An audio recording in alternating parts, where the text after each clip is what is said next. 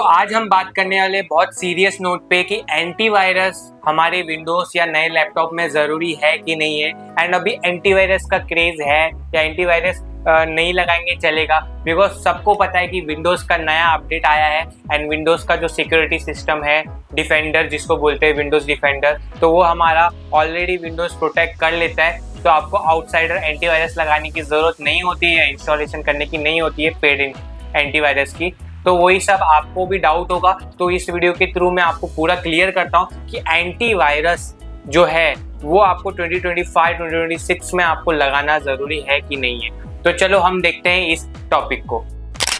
तो अभी मैं आपको बता दूं, वायरस जो है ना वो बेसिकली दो तरीके से आपके लैपटॉप या फिर आपके पीसी में आ जाते हैं। तो वो दो वेज पहले जान लेते हैं। वो दो वेज ये है, सबसे पहला वे है कि आप इंटरनेट ब्राउजिंग कर रहे हो, मतलब इंटरनेट से आप बहुत सारे म्यूजिक या वीडियोस डाउनलोड कर रहे हो या फिर गेम इंस्टॉलेशन कर रहे हो। इंटरनेट का बहुत ज़्यादा यूज़ है, तो उसके वजह से भी हमारे इसमें थ्रेड्स वायरस आ जाते हैं। एंड जो दूसरा वे है एंटीवायरस आने का, वो है पेन ड्राइव के थ्रू। अगर आप पेन ड्राइव बहुत ही लैपटॉप में, मतलब आप इधर का इधर हार्ड डिस्क, एसएसडी, एक्सटर्नल जो पेन ड्राइव्स है, तो वो आप हमेशा आपके लैपटॉप में कनेक्ट करते हो, तो उसके वजह से भी आ सकते हैं।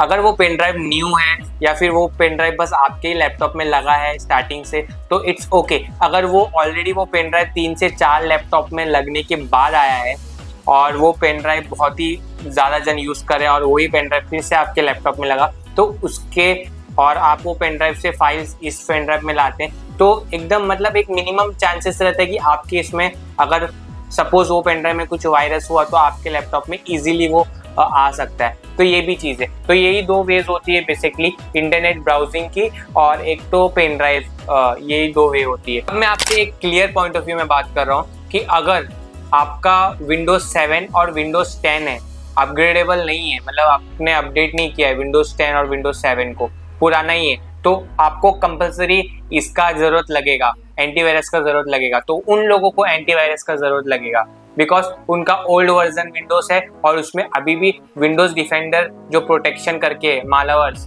तो उसका अपडेट नहीं हुआ है, तो वो आपके इसमें अच्छे से सिक्योर नहीं करेगा।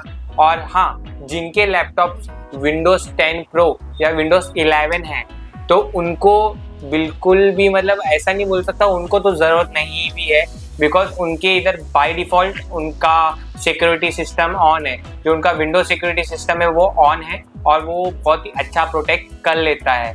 आपको कोई एक्सटर्नल एंटीवायरस इंस्टॉलेशन करने की नहीं ज़रूरत है, तो वो बहुत अच्छा रहता है, तो वो हमारे थ्रेड से बचाता है। अब मैं आपको बात करता हूँ कि कौन से क्या ऑनलाइन में, अगर आप विंडोज 10 एंड विंडोज 11 भी यूज़र हैं ना प्रो वाले, तो आपको भी इस चीज़ों में ध्यान रखना है कि एंटीवायरस आपके भी विंडोज सिक्योरिटी में ऑन होने के बाद भी आपको कहाँ से ये आते हैं और इतने क्या सोर्स रहते हैं, इंटरनेट ब्राउजिंग से कहाँ से आते हैं, तो वो देख। विंडोज में एकदम अभी न्यू आया है, एआई का टाइम है, तो एआई से बहुत ही एआई थ्रेड्स फिशिंग हो रहे, एआई फॉर्म फिशिंग हो रहे, मतलब आपको बहुत सारे मेटास में एंड उसमें फॉर्म आपको दिख रहे होंगे और वो आप अननोन फॉर्म भी कोई भर रहे हो तो वो भी करप्ट हो जाता है। तो मतलब आप जो फॉर्म भरते हो ना, तो उसके थ्रू भी वायरस हो जाता है। जो आप सबमिट बटन करते हो, आपका अलाउ करते हो, परमिशंस, टर्म्स एंड कंडीशन वो अलाउ करते हो, तो उसके थ्रू भी बहुत सारे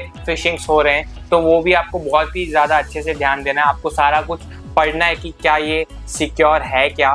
तो बहुत सारे फॉर्म्स फिशिंग्स भी हो रहे हैं, तो ये इंटरनेट ब्राउजिंग में एक ये है कि इसमें के थ्रू भी आपके विंडोज़ में एंटीवायरस घुस जा रहे हैं। कि अभी के टाइम पे मैं बात करूँ, अगर आपका बहुत ही ज़्यादा यूज़ है, आपको एंटीवायरस, अगर आप नॉर्मल यूज़ करते हो ना, अगर आप अपने काम से काम यूज़ कर रहे हो और ज़्यादा हैवी काम नहीं है, आप समझदार हो कि आप क्या कर रहे हो क्या नहीं कर रहे हो, आप खुद डिटेक्ट कर सकते हो कि मुझे एंटीवायरस लगाना चाहिए कि नहीं लगाना चाहिए। मैं बस यही क्लियर कर रहा हूँ कि किन लोगों को लगाना चाहिए किन लोगों को नहीं लगाना चाहिए। तो वो लोगों को लगाना चाहिए जिनका डेली इंटरनेट ब्राउजिंग में डाउनलोड्स का काम रहता है एंड बहुत ही ज़्यादा एक्सटेंशंस का काम रहता है एंड अलग अलग फॉर्म्स भरना ये वो, तो उनको तो 100% लगाना चाहिए। चाहे आपका विंडोज 11 प्रो हो तो भी आपको एक अच्छा वाला एंटीवायरस डाउनलोड करना चाहिए। तो इसके लिए भी मैं आपको बताऊंगा कि कौन से नए एंटीवायरस, पेड एंटीवायरस आप ले सकते हो बहुत ही अच्छे वाले, तो वो भी मैं एक वीडियो बनाऊंगा। अब मैं बोल रहा हूँ कि उनको भी रखना चाहिए जिनका जो कॉर्पोरेट्स में काम कर रहे हैं, जिनका heavy softwares and files transfer हो रहा है पेन ड्राइव के थ्रू आपके लैपटॉप में, तो उनको भी बाय डिफॉल्ट एंटीवायरस रखना चाहिए। तो एक ये क्लियर पॉइंट ऑफ स्टेटमेंट था कि आपको इन लोगों को एंटीवायरस रखना चाहिए एक्सटर्नल, ठीक है। और जिनका बेसिक यूज हो रहा है, नॉर्मल जो एप्लीकेशन पहले थे, नॉर्मल गेमिंग एंड ये सब हो रहा है, वीडियो एडिटिंग कर रहे हो, तो उनको कोई ज़रूरत नहीं है लिटरली एंटीवायरस की। जो आपका विंडोज़ में दिया है वही आप यूज़ कीजिए, वही बेस्ट है। तो बस आज का वीडियो इतना ही था। तो आपको ये वीडियो इन्फॉर्मेटिव लगी हो तो ये वीडियो को आप लाइक कर दीजिए, एंड चैनल पर नए हो तो चैनल को आप सब्सक्राइब कर दो। तो मिलते हैं हम लोग नेक्स्ट वीडियो में। Bye bye and see you guys.